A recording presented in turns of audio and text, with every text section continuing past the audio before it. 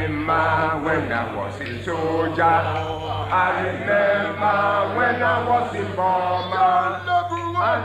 Amidst the horrors of a world war, we barely remember their story. The thousands of Africans taken to the jungles of Burma by Britain to fight the Japanese. The order to move came to the West Africans, who were assigned the important job of clearing the Caledon Valley. We young men, we are not worried. If death comes, it comes. If it doesn't come, it doesn't come. This man was there. It's a surprise that I survived it. It's a miracle. His amazing story took me to Lagos, Nigeria, and from there across 3 continents and 8 decades. And in the jungles of Burma, I found heroism and courage I could never have imagined, and a debt of gratitude still strong after all these years.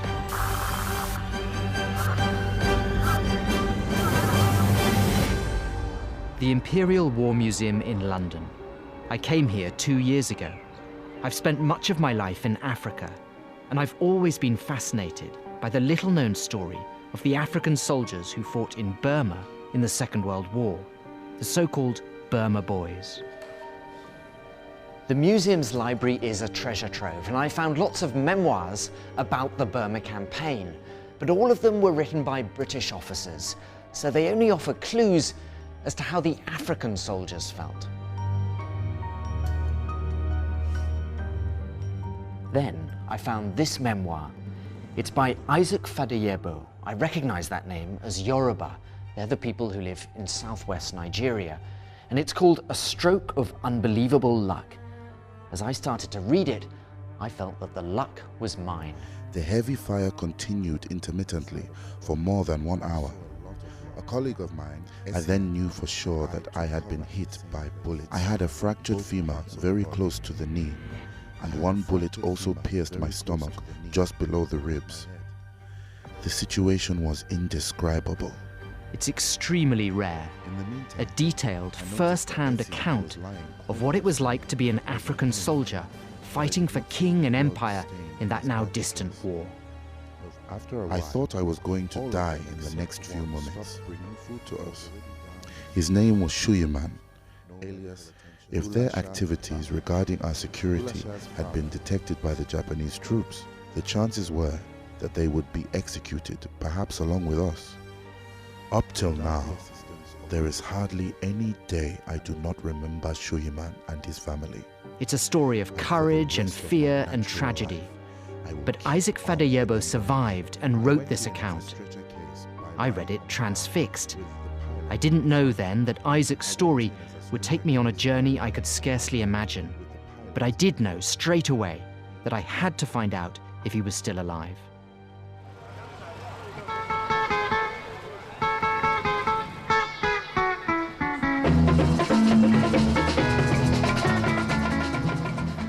So I travel back to Lagos, Nigeria, a city where I once lived, a place close to my heart.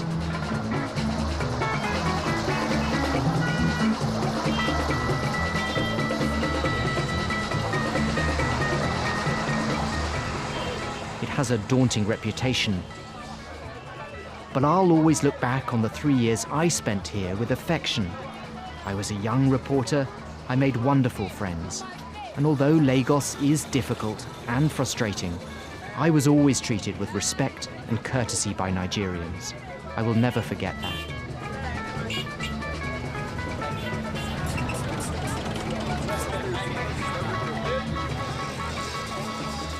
You won't find many Nigerians today who even remember British rule.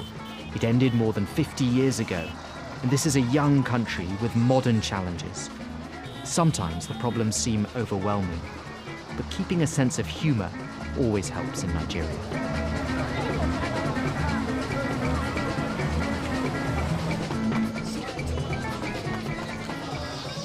Look deeper in Lagos, and you'll see hints of that British legacy. In old buildings, in old street names.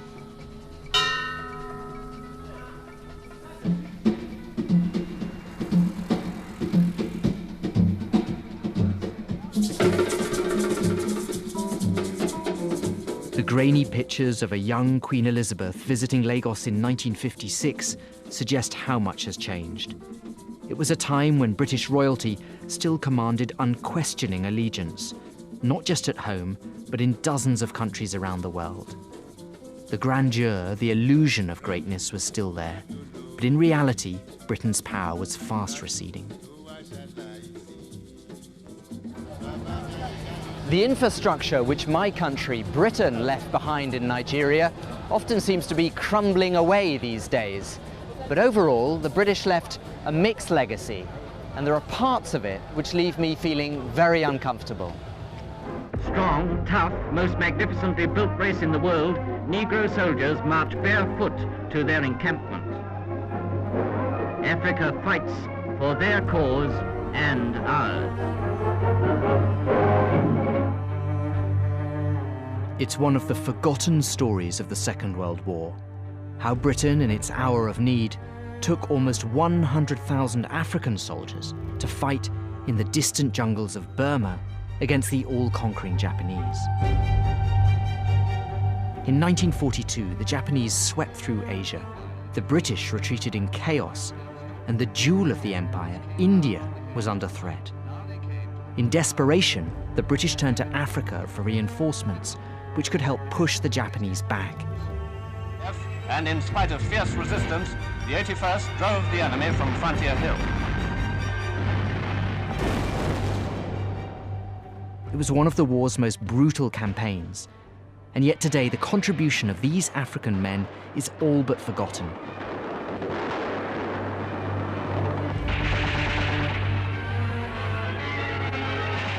Not just in Britain, but even in their own countries, like Ghana, Kenya, and above all, Nigeria.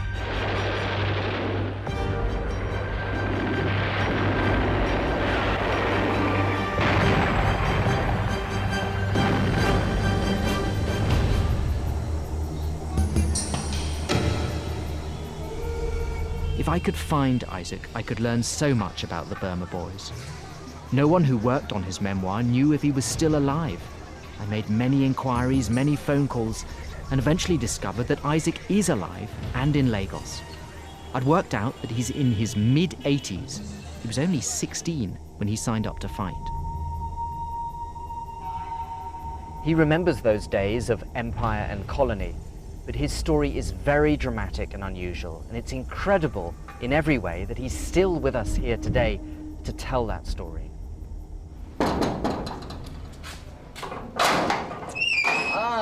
Mr. Fadayebo, it's very nice to meet you. How are you, sir? I'm talking for a long, long time. Yeah, and you look well. Oh, You're family? strong. My family is very well, thank you. It's wonderful to see you, sir. Yeah. Good. And how are you feeling? Fine. Good.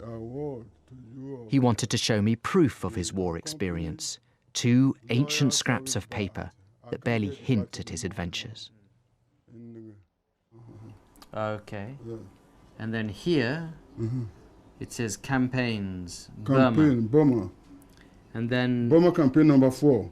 It was in 1944 that I fought in Burma. That campaign number 4, they say, you know. It says medals, not yet decided. Yes. So you never got a medal? No, I didn't get it. Why worry about medals, you know? Do you wish you got a medal? Well, if I get it, okay. I don't get it, okay. It doesn't bother me at all. There is proof that I fought, you know, in Burma, you know.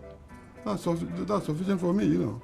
Freedom for you, freedom, freedom for everyone, freedom, freedom for me, freedom, freedom for mommy, freedom, freedom. After the war, Nigeria became independent and Isaac became a civil servant. He raised a family, traveled to Britain, to America. He was a successful man.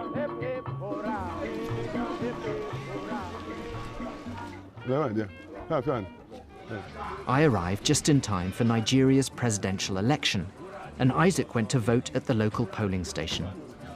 Since independence, Nigeria has suffered military coups, a civil war, terrible ethnic and religious violence. Isaac still has faith in a better future for his country.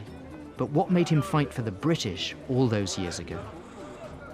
I saw the army well as a good job, you know. At the age of 16, something like I didn't know what I was doing, you know. They call it youthful exuberance. That's why I joined the army. Did you feel any loyalty to the British cause in the Second World War? Not at all. We were colonial people.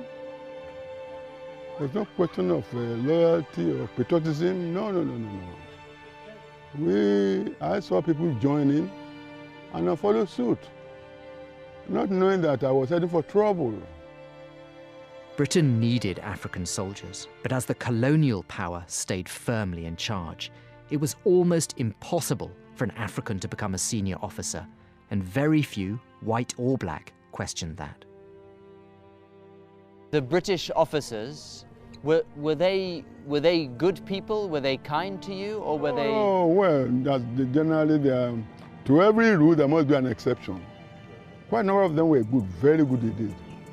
But some look on us as black monkeys, people from the jungle.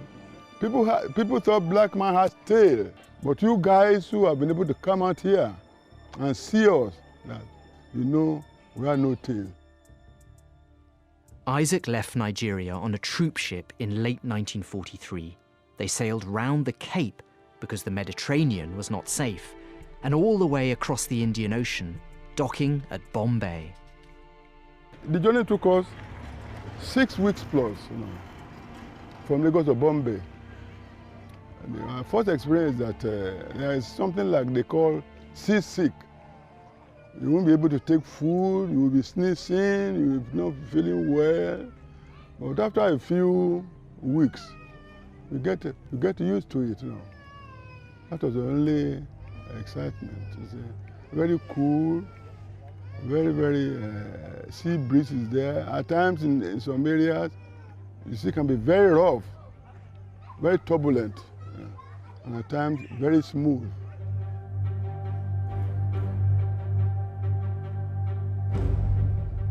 They travelled across India to the Burma border. At first it was all very exciting, forming friendships, building camps. A great adventure in an exotic new land. But everyone knew this could not last. The jungle was a tough environment, as Isaac discovered. Very thick jungle. We don't have it here in Black Africa. Very steep hill. You have to walk with a stick in our hands, carrying, you know, in full marching order, and with a kit bag on our heads. If you make the mistake, if you slip, you are going to the foot of the hill. Having met Isaac, I went back to Britain. I wanted to talk to Professor David Killingray, an expert on the Burma boys who edited Isaac's memoir. He could explain why Britain turned to Africa for help in the war. They were trained, particularly West African troops, in carrying stores and supplies, ammunition, by head in forested areas.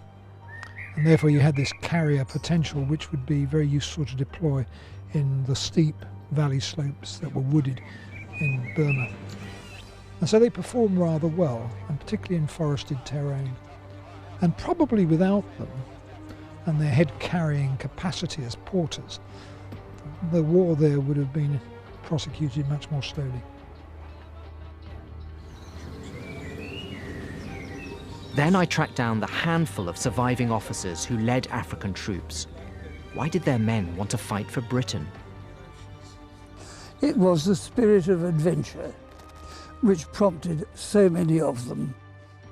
A young man who joined up could be assured not only of the adventure that he sought, but also plenty of food, rations, meat. They loved it. They loved being a soldier. Some of them walked miles. When I say miles, I mean probably 100 miles to come and join the army. And I think that it was because they would be somebody. They get their food and they get their clothing. to get away from the cloying closeness of the village, to see the world, to get away from an unfortunate marriage or an engagement to a woman that you don't really want to marry, or to try and earn money. You'd heard about money. Money enabled you to buy things. It gave you greater independence.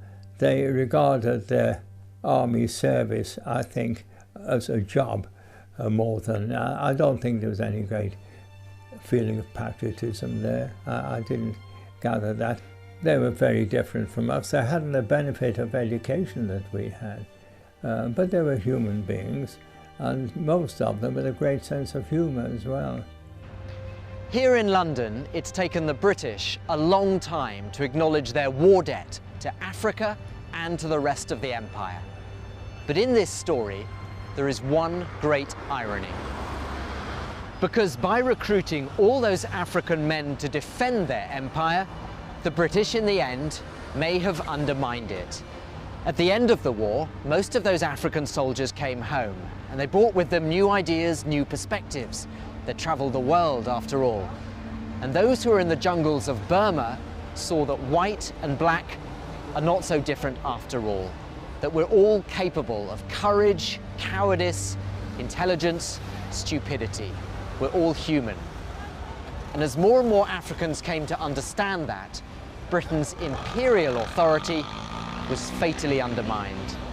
India, on the eve of independence, turns to the Mahatma for guidance. In India, Gandhi was already leading a freedom struggle. Officers in the British Army worried he might influence Africans. Isaac actually saw Gandhi on his journey across India. Although he wasn't thinking about independence for Nigeria, other African soldiers say they did pick up subversive ideas about freedom. Well, I think these feelings are contagious. One must remember that in India there had been the movement for independence long before the outbreak of the war. In every country, the word gets round, doesn't it? And movements, small or large, form and capture the mood and say, why should we remain as under a colonial ruler?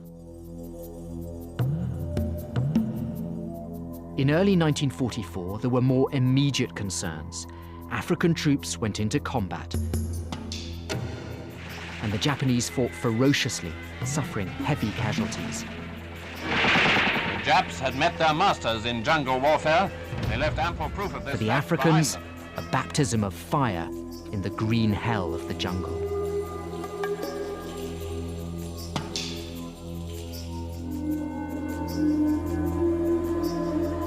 Jack Osborne led Nigerian troops in Burma. He is 102 years old and still haunted by what he saw. I had soldiers to bury horridly, without any service, without any record of where I'd put them. And I think we don't give sufficient thought to those men who died on the route, in jungle, in conditions where we simply had to leave them if we couldn't carry out a very horrid burial. And they have no memorial. Do we pay enough credit to them? No. No, I don't think they were acknowledged properly to what they did, yes. They lost quite a lot of men, and on the whole they fought well. I said before, the most cheerful of soldiers of the lot, I think. The huge majority of us felt privileged to command these men and to earn their respect and to have them following us into action, or indeed, if they were scouts, leading us into action. A war between two great empires, Britain and Japan, struggling for control of Asia, leaving hundreds of thousands of dead. And memorials in London, in Lagos,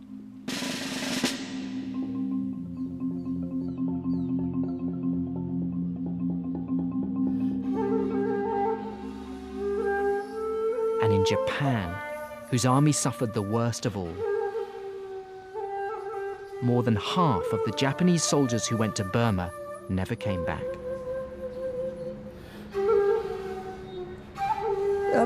We've got to understand the times in which we lived. It would not happen again, clearly. I believe what that period was, it could be described as a last flourish of empire, never to be repeated.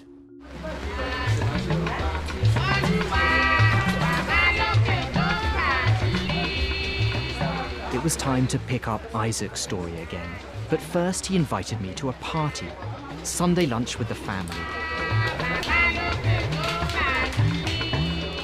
His daughters and grandchildren are doctors, teachers, designers, photographers, full of the creativity and energy that I always loved in Nigeria. Although Isaac must wonder if they can understand what he went through in the war.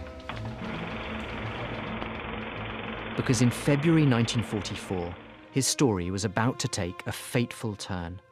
Isaac and his colleagues were getting closer to the Japanese. He was in a medical unit, not prepared for the horror of what was to come. But he saw the fighting around him and realized how war destroys so many lives so quickly. I don't like war at all. People will be killed, some people will be maimed, some people will be impoverished. Over what?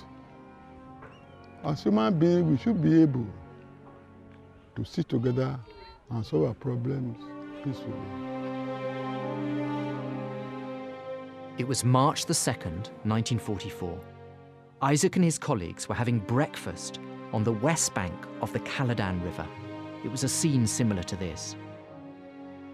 But they had no idea the Japanese were on the opposite bank, poised to open fire. When we were attacked, when the shots rang out at 8 o'clock, tried to take over. We were not quite at the front. We were not expecting attack at all.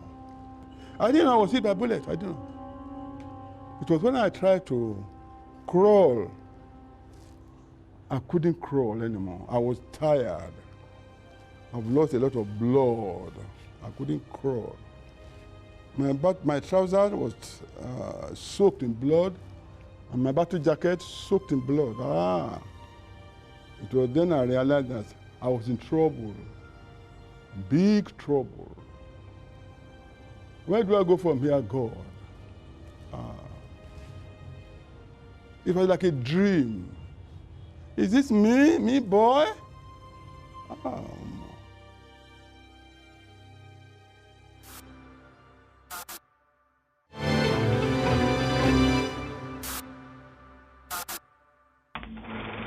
Isaac and his African colleagues in the British Army were deep in the Burmese jungle. They'd been attacked. Isaac lay in agony beside the Caladan River, his closest friends dead all around him. He still carries the wounds from that day. A bullet smashed his leg. He's had many operations, but has been disabled ever since. Another bullet went through his side. We're in enemy Japanese occupied territory. If they see us, they're going to kill us. They don't take us prisoner, no. It's the British people, white people, they take the prisoner. They don't take us prisoner. They kill us. The Japanese soldiers took weapons and clothes from the dead. Then they saw Isaac lying helpless, covered in blood. They came to me, two of them, two or three of them. The leader threatened me with a bayonet or a battle. I said, I should get up. Get up. They were talking their language. I can't get up, you know. I can't even sit up. But they didn't shoot him. They probably decided he was going to die anyway. What idea did you have of them? What impression? Do you fear them? Do you respect them? What did you think of them? Well, they're very good fighters. Japanese people, They fight to the last man, the last hand of ammunition, the last drop of blood. They are dogged fighters. Isaac's story must mean little to all those jostling for survival on the streets outside. But if Lagos is a city transformed from the 1940s, so too is Tokyo.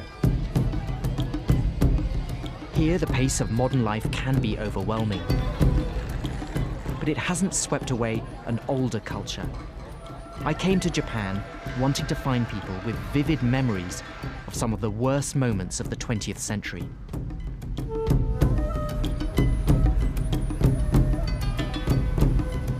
The very men who Isaac feared and admired.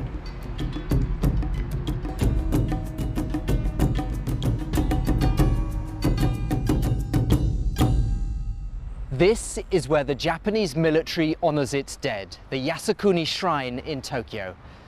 The Japanese army ultimately paid a terrible price for the suffering which it helped unleash in the war, nowhere more so than in the jungles of Burma. In the very months that Isaac Fadeyebo was lying injured in those jungles, the Japanese retreat began. Tens of thousands of its soldiers died, mostly from disease and starvation. They called it the Road of Bones. There are very few Japanese survivors today of the Burma campaign, and only a handful who actually remember encountering African troops. We've managed to track some of them down. Kuniyoshi Nako was in the Caladan Valley just like Isaac at exactly the same time, and the first man he ever shot was an African. 下を見たらアフガン人が日本の陣地を買って上へ変わってみようんですよ、上を。これはもう日本軍の陣地偵察しようなってんで、山の上から撃ったんです。もしおるんだったら何かのお見舞い しようかと思うぐらいです。死んどんだったらまあ1000個でも差し上げたいと思っております。それが分かればですよ。Of Kuniyoshi's unit of 100 men, 18 made it home to Japan. 日本軍はもうね、捕虜になったら絶対あかんって、捕虜になるんだったら地獄せっていう命令ですわ。それでもうあっちでもこっちでも私の目の前でも通りにいたんだなと思ったら自爆する。そういうのがもうジャングルの中でも何も起こって。亡くなった戦友、友達ですね。亡くなった戦友をいつも負けた戦争なもんですから土の中へ埋めてあげられなかったことです。友達を何にも本当にお弔いっていうかお葬式を出してあげられないで、しかも完全に土の中へ埋められないで帰ってきてしまったということが今でも申し訳ないと思ってます。それがあります。だからそれのためにまあ今でも毎年ビル前行ってあちらこちらで戦友の亡くなったところで拝んできております。After the surrender, some Japanese soldiers were guarded by Africans, like Toshio Yamaoka. とにかくアフリカ兵は体格がいいよね。そして筋肉がこういうふうにもりもりとした筋肉が。それで石切り場ですからドライバーかなんかでこう石を打ちますね。日本兵は2人いる。2人。2ソルジャーズ。向こうは1ソルジャーで、ドラドラドラそんなに強いですよ。They scared the Japs to begin with, and the Japs saw these hulking great blacks with filed teeth and slashed cheeks. They were pretty scared, as I must say some English white soldiers were, and they were mixed up with them. After the attack, Isaac was close to death. He couldn't crawl, let alone walk. For days, covered in flies and pus, He lay in his own feces and urine, dressed only in filthy rags.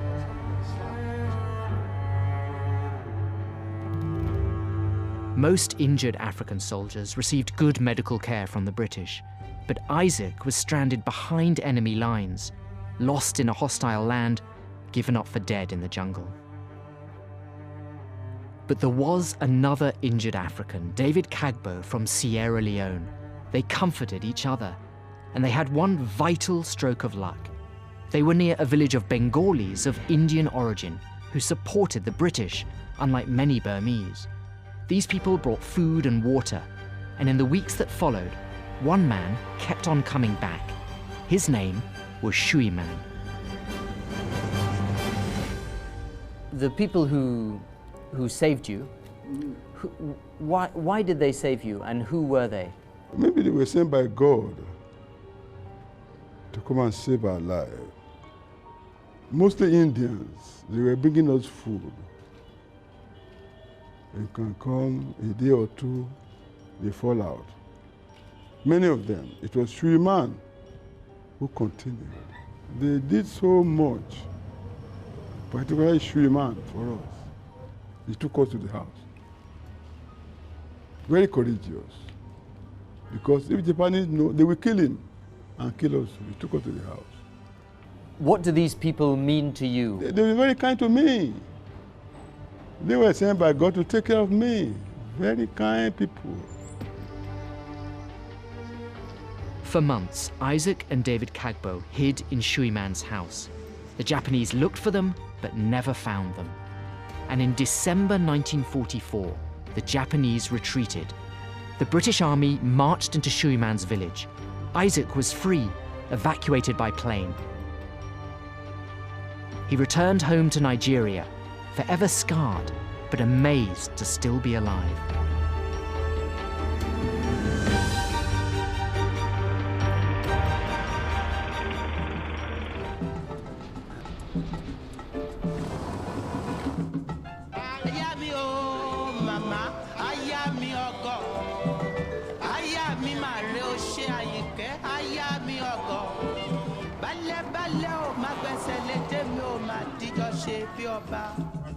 We are turning left. This is the older part of the village. Oh yeah, this is really. Turn left, huh?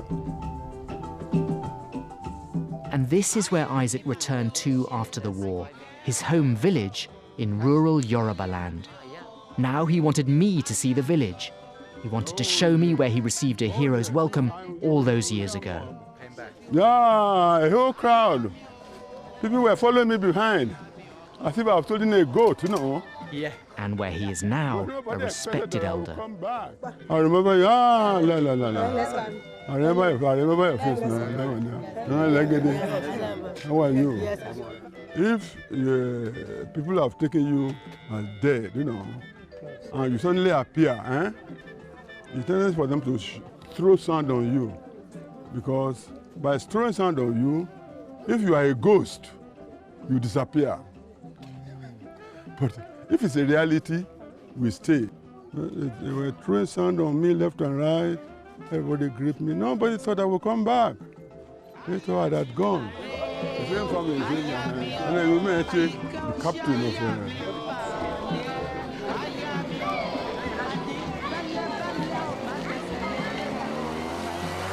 Isaac is building a house in the village.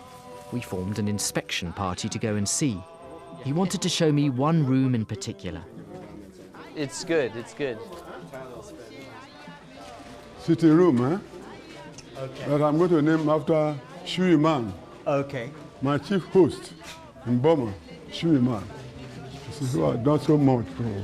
So you're naming this room after the man who saved your life? Oh, yes. Whom God sent to save my life. Very nice man. Oh, I wish I could see his people again. Very, very, very nice man. Himself, his wife, his daughter, Gulasha. Oh, they were wonderful. As we drove back to Lagos, I decided I had to go to Burma, now known as Myanmar. and try and find Shuiman's family. Isaac wanted to come, but his daughters, perhaps wisely, felt he was too frail to make the journey.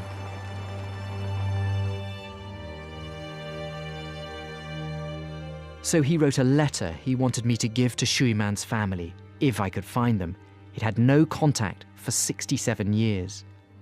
When he was in hiding, Isaac went by the Muslim name of Suleiman, so that the villagers would think he shared their faith. So now he has to explain that Isaac and Suleiman are in fact the same person.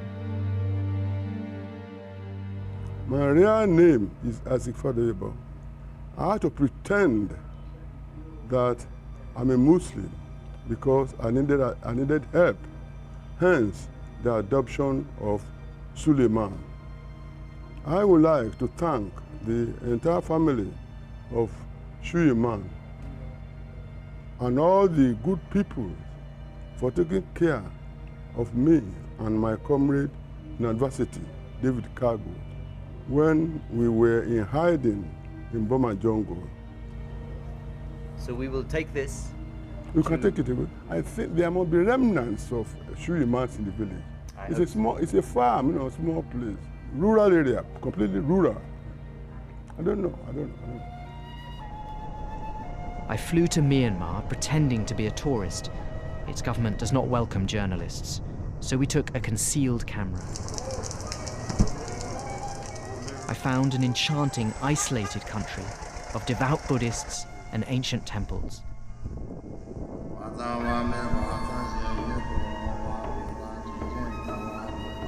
A beautiful land, largely cut off from the outside world. And I found rain like I'd never seen before. It was the monsoon. Fun for the novice monks in the temples, but for Isaac, lying injured in the jungle in this same season, it must have been hell.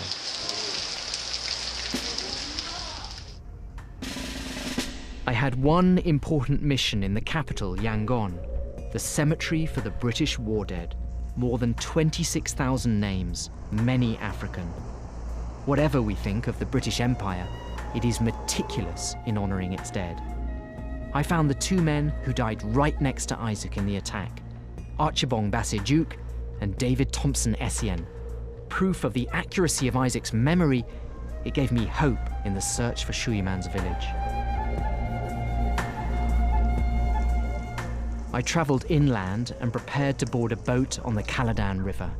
I was heading up the same river that Isaac had come down in 1944.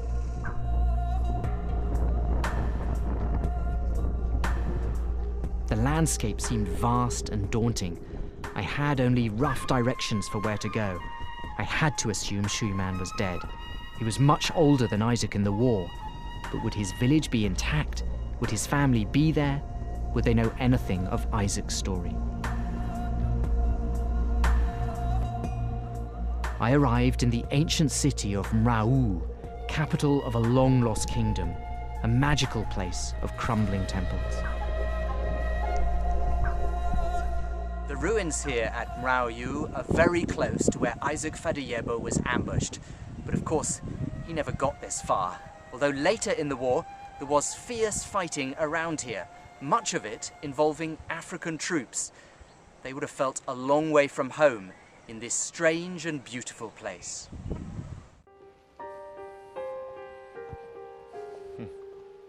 I wandered the temples and worried that my mission was hopeless. I didn't know that my search was about to bear fruit. Now, we've just had very good news here back in our hotel room. We sent a guide to the village where we think Shuiman's family should still be living. We can't go there ourselves because we've been refused permission. It's near a military base and it would attract too much attention. It wouldn't be safe.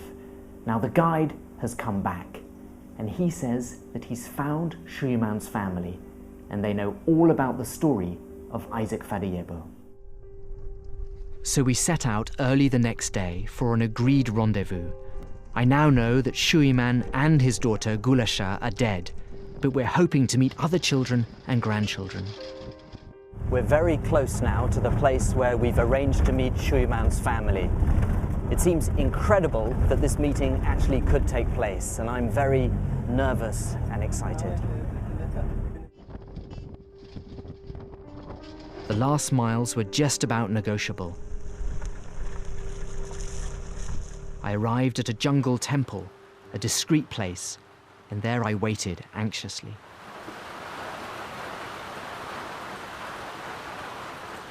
But when they appeared, we were almost lost for words. This is the daughter of Shuiman. Yes, the sister. Hello. How are you? Hey.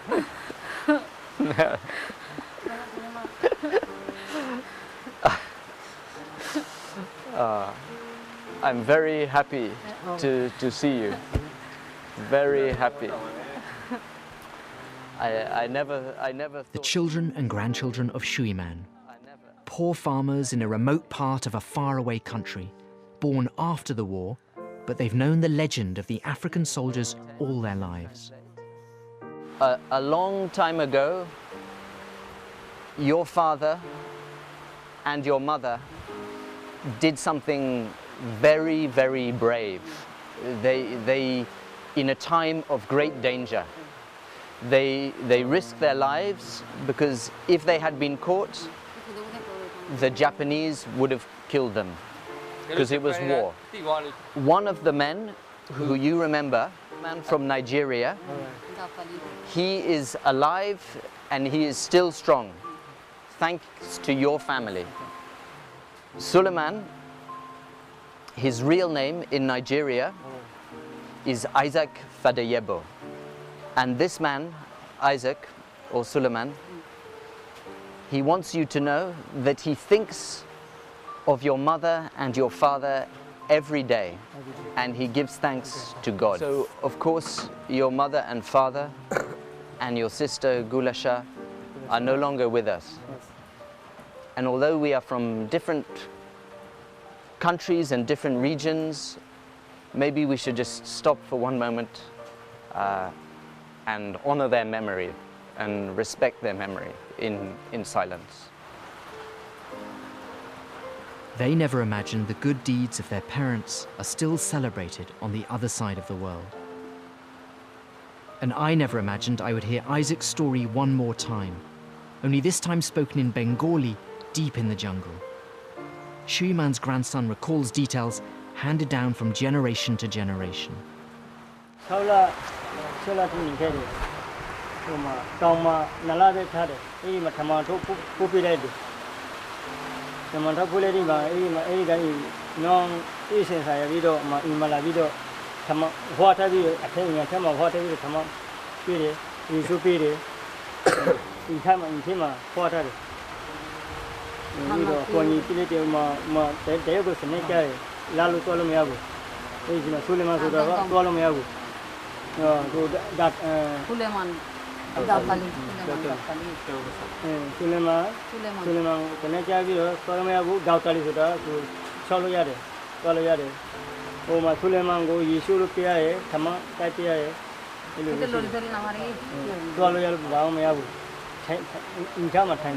When you heard the news yesterday that this man in Africa is still alive, what did you think?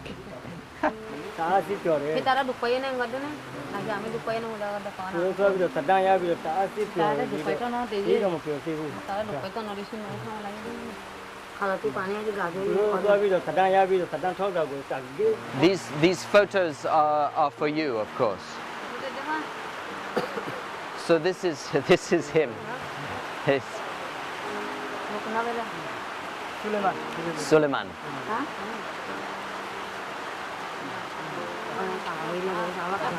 Ha. Suleiman. Oh. Here is also Suleiman. And this Suleiman. Same man. These good people, whose family gave Isaac everything, above all the chance to rebuild his life in Africa after the war.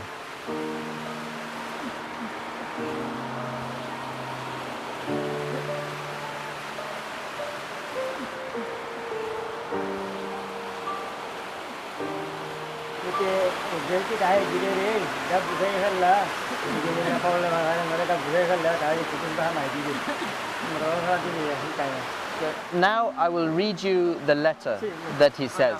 From Isaac Fadeyebo, also known as Suleiman. He has two names, same man.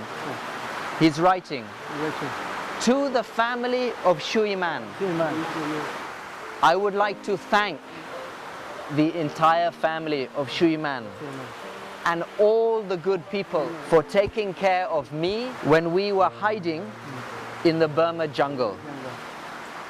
I still remember some names from the village.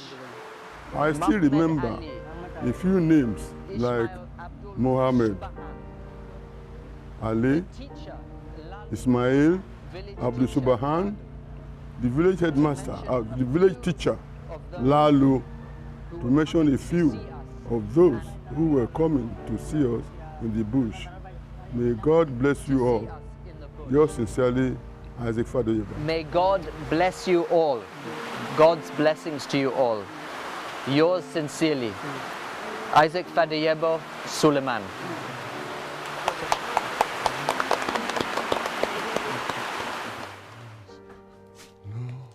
I called Isaac in Lagos and told him that I'd found Shuiman's family.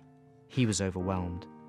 But I'm the one who feels enriched by our friendship and by uncovering the story of one of the last Burma boys. A man saved by strangers and now all but forgotten by those he fought for. A hero who once thought he'd never even make it home. It's a surprise that I survived it. It's a miracle. It's a miracle. As far as I'm concerned, I see it as the greatest miracle since the resurrection of Jesus Christ, no, as far as I'm concerned. It's a miracle, a very big miracle. I never thought I could survive it. I thought I was going to die.